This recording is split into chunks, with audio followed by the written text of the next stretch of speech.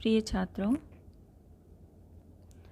आप स्क्रीन पर एक तस्वीर देख रहे हैं।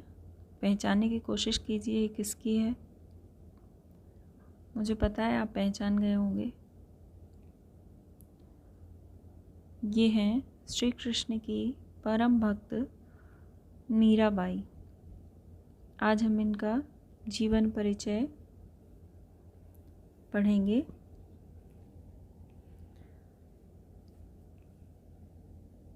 मीराबाई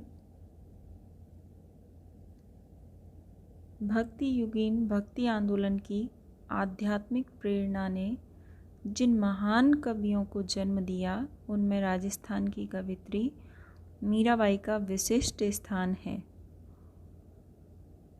मीरा का जन्म काल तथा जीवन वृत्त के विषय में बहुत मतभेद है। इनका जन्म कब हुआ और इनके जो जीवन का पूरा वर्णन है इसके विषय में बहुत अधिक मतभेद है, परंतु विद्वानों द्वारा इनका जन्म सन 1503 और मृत्यु सन 1630 मान्य की गई है।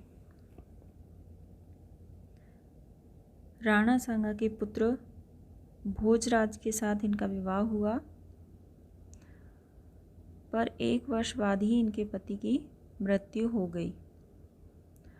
तो आप केवल इतना याद रखिए कि इनका जन्म सन 1503 और मृत्यु सन 1630 में मानी गई है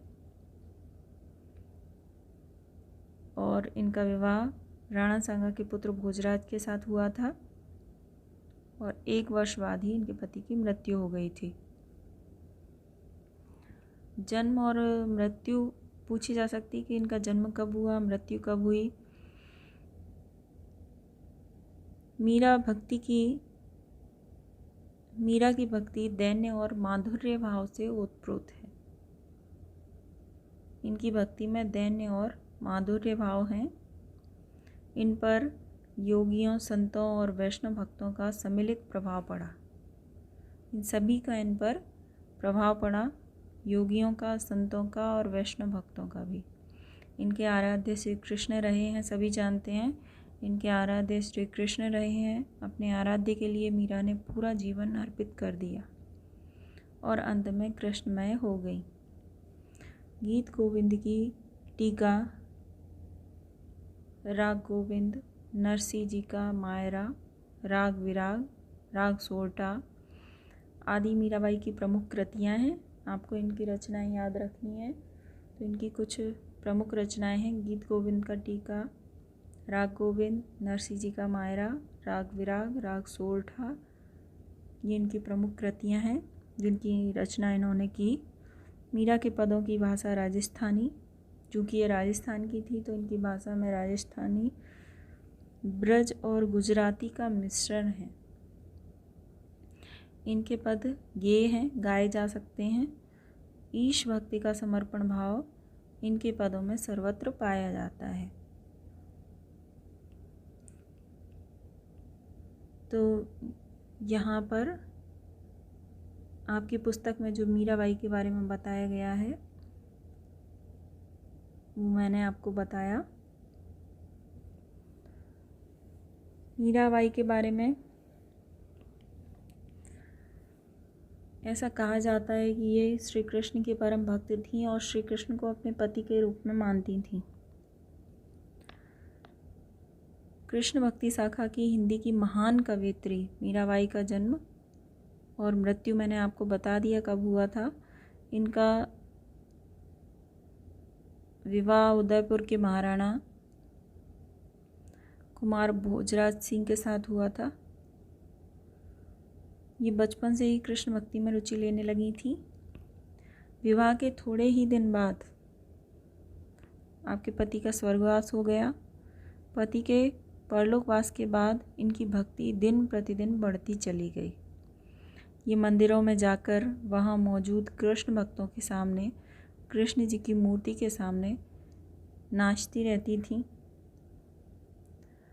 मीराबाई का कृष्ण भक्ति में नाचना और गाना राज परिवार को अच्छा नहीं लगता था। उन्होंने कई बार मीराबाई को विष देकर मारने की कोशिश की। घर वालों के इस प्रकार के व्यवहार से परेशान होकर वह द्वारिका और वृंदावन गईं। वह जहाँ जाती थी वहाँ लोगों का सम्मान मिलता था। लोग आपको देवियों के जैसा प्यार और सम्मान देते थे। इसी दौरान उन्होंने तुलसीदास जी को पत्र लिखा था, जिसमें उन्होंने लिखा था, स्वस्ति श्री तुलसी कुलभूषण दूषण हरन गुसाई, 12 बार प्रणाम करहूँ अब हरऊँ शोक समुदायी। घर के स्वजन हमारे जेते सवन उपाधि बढ़ाई, साधु संग अरु भजन करत माही देत कलेस महाई। मेरे माता पिता के समही हरि भक्तन सुखदाई, हमको कहा उचित करवो है सो लिखिए समझाई। ये इन्होंने तुलसीदास जी को पत्र लिखा था। तो मीराबाई के इस पत्र का तुलसीदास जी ने इस प्रकार उत्तर दिया था, जाके प्रिय न राम वैदेही, सो नर तजिए कोटि वैरी सम जदपि परम सनेही। नाते सबे राम के मनियत सुहृदय सुसंख्य जहाँ लो, अंजन कहाँ आँख जो फूटे बहुतक कहो कहाँ लो। तो उन्होंने मीरा जी के पत्र के उत्तर में ये लिखकर भेजा था। ये आपकी पाठ्य पुस्तक में भी दिया है।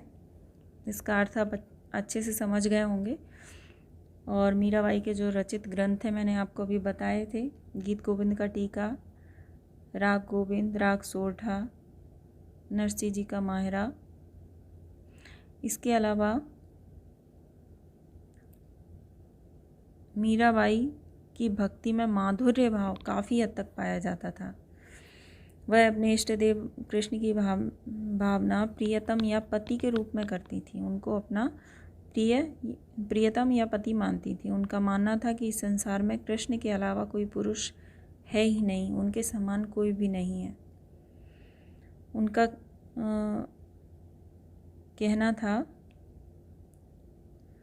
बसो मेरे नैनन में नंदलाल, मोहनी मूरत सांवरी सूरत, नैना बने विशाल, अधर सुधारस मुरली वाजत उर्वैजंती माल, शुद्र घंटिका कटि तट शोभित, नुपुर शब्द रसाल, मीरा प्रभु संतन सुखदाई, भक्त वत्सल गोपाल। तो इस तरह से मीरा श्री कृष्ण को ही अपना सब कुछ मानती थी। और मीरा ने रैदास को अपना गुरु माना है। ये रैदास को अपना गुरु मानते हुए कहती हैं, गुरु मिलया रैदास दीन ज्ञान की गुटकी। तो ये रैदास को अपना गुरु मानती थी। इनके बहुत से पदों में राजस्थानी मिश्रित भाषा है। इसके अलावा कुछ विशुद्ध साहित्यिक ब्रजभाषा में भी लिखी हैं।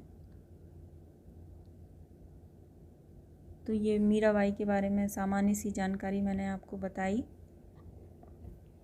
आप इसे याद रखिएगा। अब हम इस पाठ का केंद्रीय भाव देख लेते हैं।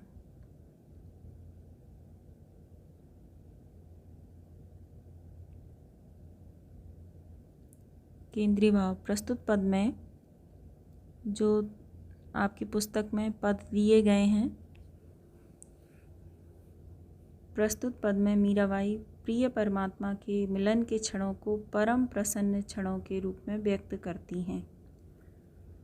उनका मानना है कि जब उनके परमात्मा श्री कृष्ण से उनका मिलन हुआ, उन क्षणों को वो सबसे अधिक प्रसन्नतापूर्वक बिताए हुए क्षण मानती हैं।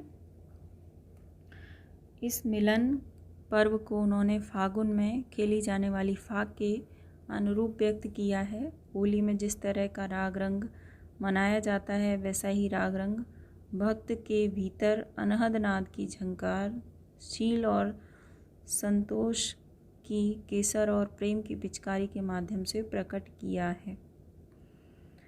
लोक भावनाओं के साथ आध्यात्मिक भावनाओं का ऐसा सुंदर समन्वय अन्यत्र दुर्लभ है।